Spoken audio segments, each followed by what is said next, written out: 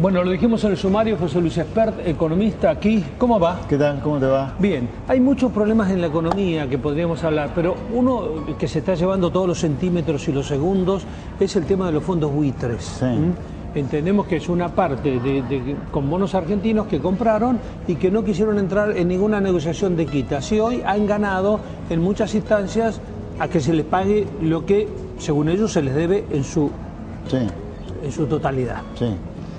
Mira, la primera cosa que me parece importante tener presente es que no habría buitres sin deuda, no habría deuda sin déficit y no habría déficit sin políticos gastomaníacos. Y en algún lugar no habría políticos gastomaníacos si no tuviéramos una sociedad algo indigna, te diría, en el sentido que del miedo que tenemos a arruinarnos por nuestra cuenta, siempre estar viviendo del conchavo del Estado, pidiendo ayudas del Estado. Si la primera cosa importante para mí a clarificar es que los políticos son los que han parido los buitres en algún lugar, a que sí que no se pueden hacer los distraídos sobre lo que ha pasado con la deuda. Ese es un primer punto conceptual. Sí, sí, claro. El segundo punto conceptual es que Argentina perdió un juicio. Y los juicios estos, la penalidad, así como en un juicio penal es terminar preso, en este juicio es que tenés que pagar. Claro. Si no queríamos pagar, no hubiéramos ido a juicio. Y cuando uno saca pide las reglas de donde se dirime un litigio, las pone el que te da el dinero. Bueno, acá otra cosa importante, es decir, la tercera cosa, luego de que los políticos son los que han parido los buitres. Y que los bonos están como están porque alguien le emitió y no pagó. Claro. Argentina voluntariamente en los 90, cosa que volvió a repetir en la última década, emitió parte de su deuda bajo legislación extranjera, de manera voluntaria lo hizo. Claro. Pero Bueno, ¿para qué se hace eso? ¿Para qué se hace eso? Para colocarle una baja tasa de interés. Porque vos, si al extranjero le decís, mira, yo me voy a someter a la jurisdicción tuya en caso de litigios, te cobra una tasa de interés más baja. Y bueno, Argentina entró en default con parte de esa deuda y en esos juzgados Argentina perdió el juicio. O sea que por más que sea antipático, hay continuidad jurídica, hay que honrar la deuda. Esto es, discutirla, negociarla. Digamos, si no queremos acatar un fallo en una justicia a la cual nos sometimos voluntariamente en su momento, no pedíamos seguridad jurídica acá, digamos, ¿no? Uno de los temas que hablaste recién es de los responsables políticos. Hay quien dice que habría que hacer, el título es un poco rimbombante, una CONADEP de la corrupción, o sea, que hay que revisar a los mandatarios cuando se van en todo su accionar. Sí, yo te diría sí, ¿por qué no? No, porque vos recién lo que diste a entender es que la deuda es como que la clase política se va cubriendo y van continuando con ciertos manejos. No, pero a ver, yo más allá de la corrupción que haya, primero, la corrupción grande no está detrás de la deuda externa son 30.000 millones de dólares. El gasto público del cual está el gran robo, el clientelismo y el amiguismo son 180.000 millones de dólares. O sea, el gasto público es 60 veces más grande que la deuda externa.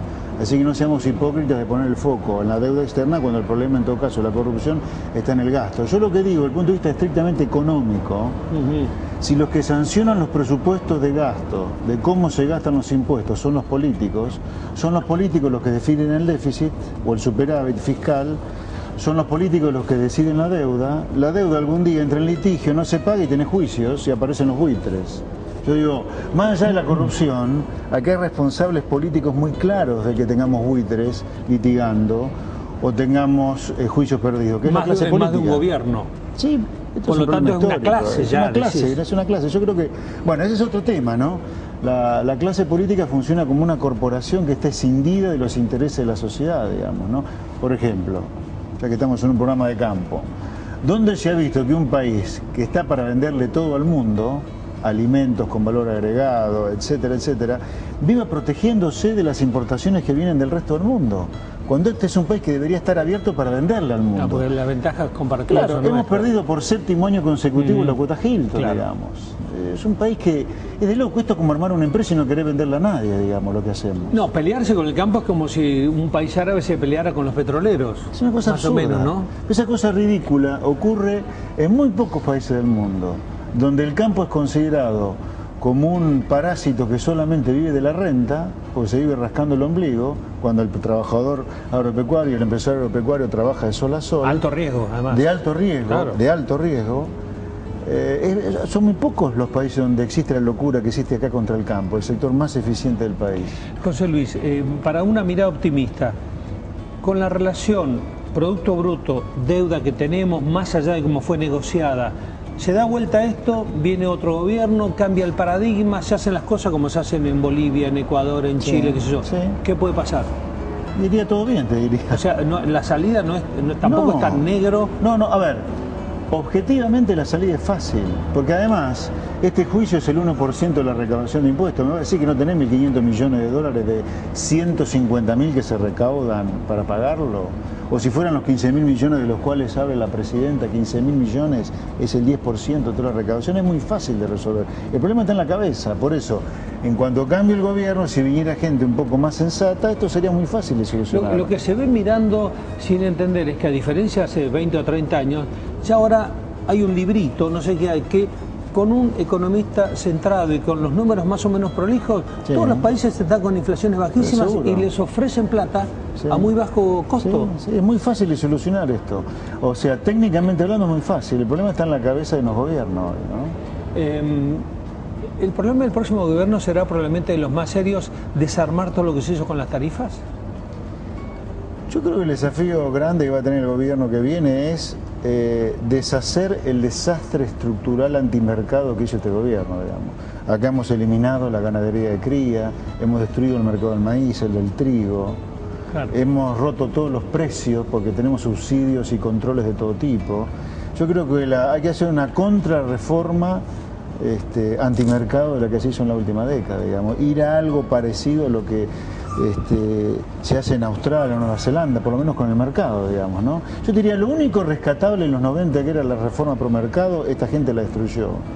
Pues los 90 fueron un desastre fiscal, por eso terminamos como terminamos en el 2001, defaulteando la deuda. Pero lo que había que haber preservado era la reforma pro mercado y esta gente la destruyó. Así que hay que volver a algo parecido a los 90 en cuanto a la reforma pro mercado, sin el déficit fiscal y el atraso cambiario que hubo durante los 90, digamos, que ahora también lo tenemos, ¿no? ¿Del cepo se puede salir también en forma ordenada o hay costos? Para el cepo yo diría habría que tener un plan antiinflacionario muy firme, haber bajado la tasa de inflación de manera drástica, para que al liberarlo la gente no te vaya a comprar dólares porque considera que el dólar está barato, digamos, ¿no?